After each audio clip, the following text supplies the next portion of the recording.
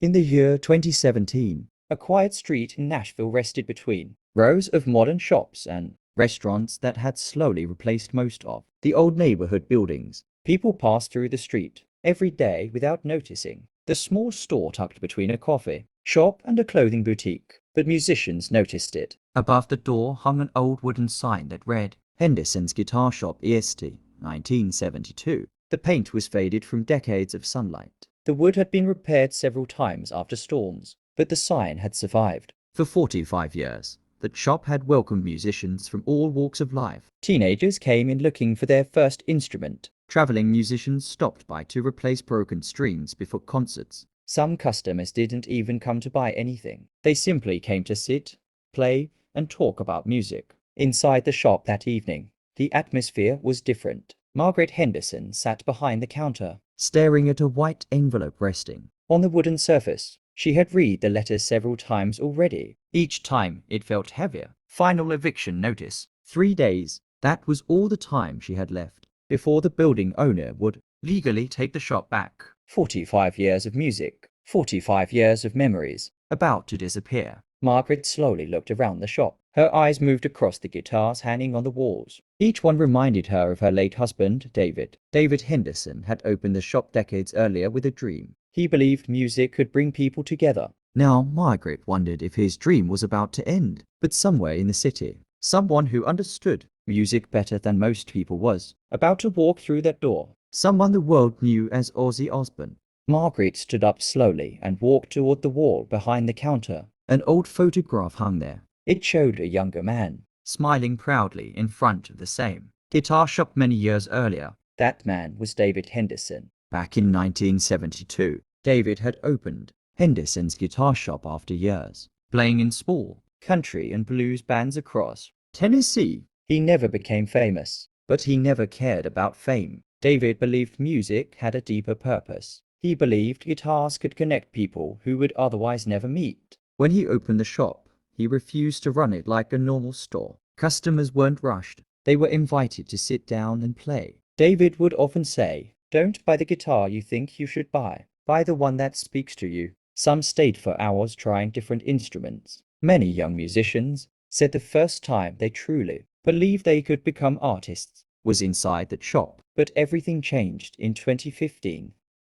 David passed away suddenly after a heart condition doctors had never discovered. Margaret tried to keep the business running, but online stores sold guitars cheaper. Big music chains opened nearby. Month after month, the shop struggled. Bills piled up until the total debt reached $127,000. Now, the shop had only 3 days left. 2 days before the eviction deadline, Margaret opened the shop early. Lights on, door unlocked. Coffee brewing behind the counter. Closing early felt like surrender. Around midday, the small bell above the door rang. A man stepped inside wearing dark glasses and a long coat. He didn't speak immediately. He slowly walked around the store, studying the guitars on the walls. After a moment, he stopped in front of a vintage guitar display. He lifted one from the wall and began to play.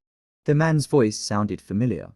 The sound filled the small shop, but she couldn't place it yet. The chords were soft but confident. Margaret felt something unusual.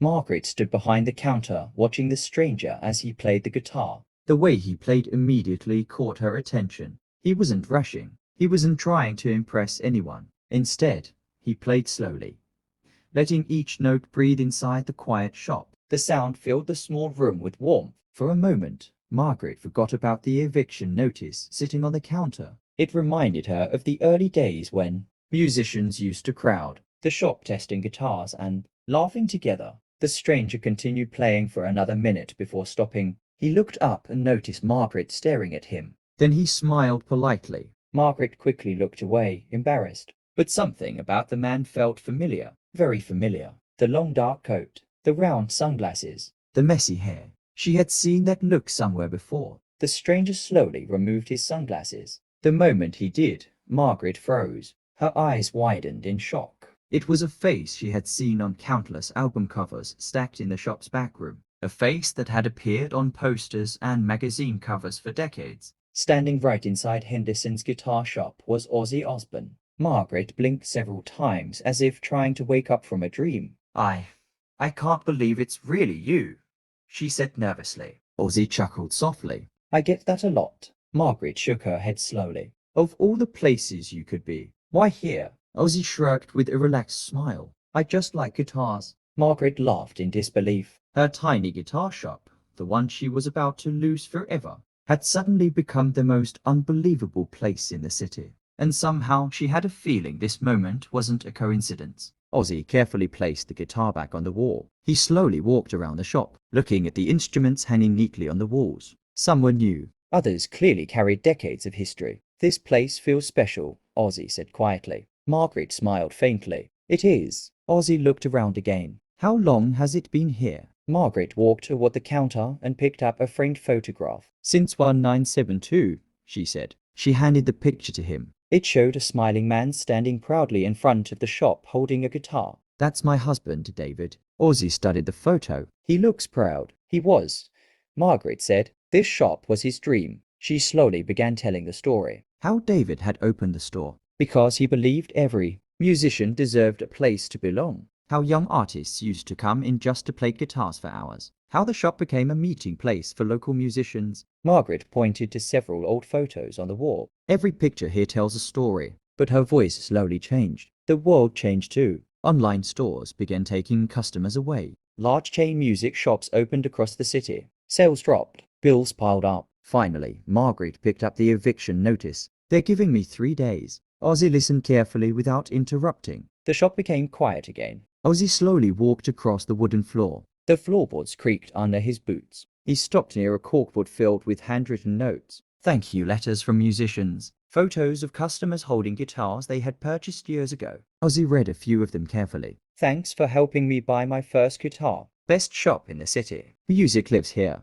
Ozzy smiled. He had visited thousands of music stores around the world. But places like this were becoming rare. Small, real, full of history. He turned back toward Margaret. How much do you owe? He asked calmly. Margaret hesitated before answering. $127,000. The number felt heavy in the quiet shop. Ozzy didn't react with shock. Instead, he nodded slowly. He looked again at the guitars hanging along the walls. Music gave me everything, he said quietly. Margaret watched him carefully. Ozzy picked up the eviction paper and studied it. Then he placed it back on the counter and pulled out his phone. Ozzy stepped aside and made a phone call. Margaret pretended to organize papers, but she couldn't help listening. Yes, I need to arrange something. There was a short pause. It's for a guitar shop. Another pause. Yes, today. After a few minutes, Ozzy ended the call. He walked back toward the counter. Margaret looked at him nervously. I think we can fix this, Ozzy said calmly. Margaret frowned slightly. What do you mean?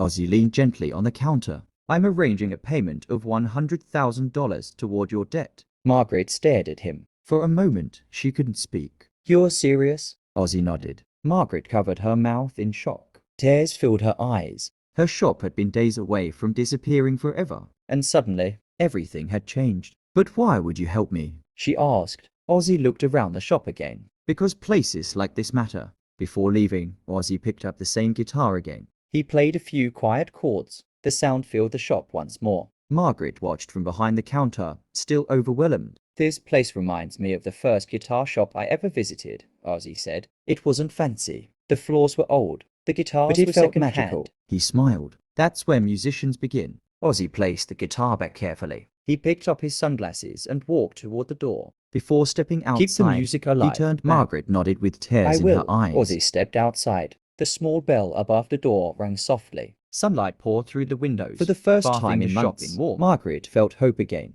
The guitars on the walls seemed to hum with new life. She knew the shop's story wasn't over, it was just beginning. And you can be part of stories like this too. Subscribe now to follow more amazing moments from the life of Ozzy Osbourne and incredible music stories that inspire the world.